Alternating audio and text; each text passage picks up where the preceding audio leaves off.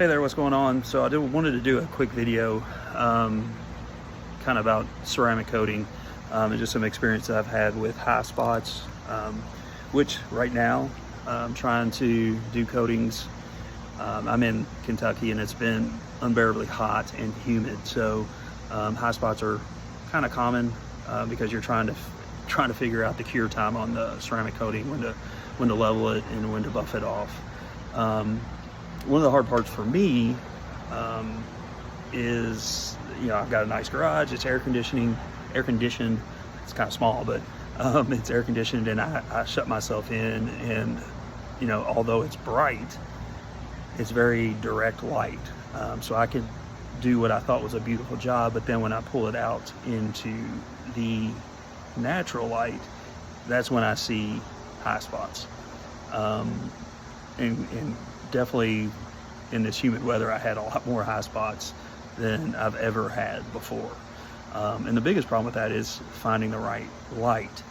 And anybody will tell you that natural light is better, but truly what it is you want a more diffused light.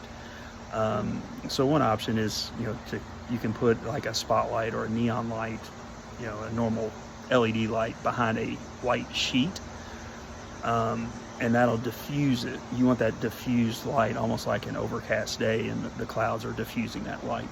Wanted to show you and kind of show you the high spot I have on my Shelby over here. Is a very cheap light that I saw recommended on another video. It's like $30 off of Amazon, and I'll link to it in the description. But it does a great job. So this is the light. $30, pretty cool. It has, I know the light's diffusing it a little bit, but has a power indicator, a battery indicator, and then also you can brighten or darken it, as well as change the color temperature. I usually have it on full blast, 100% power, and then on the whitest of lights. So those are both adjustable. And as you can see, it's a very diffused light. So it could be bigger, but it's great for inspections on cars. And I'll kind of show you how it looks on my car, on the Shelby at least. So here we're looking at the side of my GT500, and looking at normal light, you don't see much. You can see where my light is over here, and now I've got to find it, so bear with me here. But you will see, there it is. See how that appears, that high spot? And you can go down. And like they say, usually high spots appear where you've stopped wiping, or like when you're wiping left and right, it's where you stop and come back, or you stop and come back. That's usually where you pick up high spots. So anyways, see how that, in normal light, you don't see it at all. But this is the kind of thing that you would normally see when you pull it out of your garage. And then that cloudy daylight hits it, and you got that, or you got that. So just wanted to show you all this light. Pretty cool. Like I said, $30, and it actually, if you're prime, it literally shipped overnight and was here about 6 a.m. the next day. So I'll link to this. Great tool. And then I'll also show you kind of how you can just polish this out and pull this out pretty quickly. Because typically if they're cured like this one is, it's not going to come off with any type of chemicals. It's not going to rehydrate by putting more ceramic coat on it. After it's fully cured, after a day, you're going to usually have to polish it out. And I've definitely done that on other cars, so it comes out pretty easy. So I'll do that on the next video, but take a look at this. If you were looking for a light to kind of do inspections as you're going through, this is a very helpful little gadget for cheap. All right, back again. We're going to do a quick polish out of a high spot.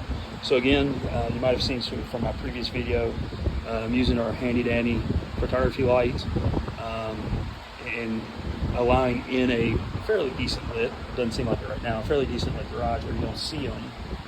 When you use a light like this, it really helps see that high spot. So kind of give you a point of reference right above the door handle. There it is. So going to come back, and what I'm going to do is take the least aggressive angle to get that off and hopefully not disturb the full protection of the ceramic coat. So I'm going to be using just a finish polishing pad, a finish pad, so the softest of pads, as well as just a easy polish. I just picked up, I usually use Meguiar's, but I picked up, just a simple last stage polish before you would actually wax or ceramic coat. Not a cutter, not anything harsh or that has too much cut, just a polish, because we don't want to affect the ceramic coat underneath, or affect it as little as possible, unless you're going to recoat, which you can always recoat that area that you polish out. Okay, so here we are, same orientation that I said in the first part of the video. I apologize I can't hold the camera and do the polish out, but again, here we are. You can see that imperfection is gone. Now you still want to test, with your water or with liquid to see and make sure that the ceramic coating is still holding up.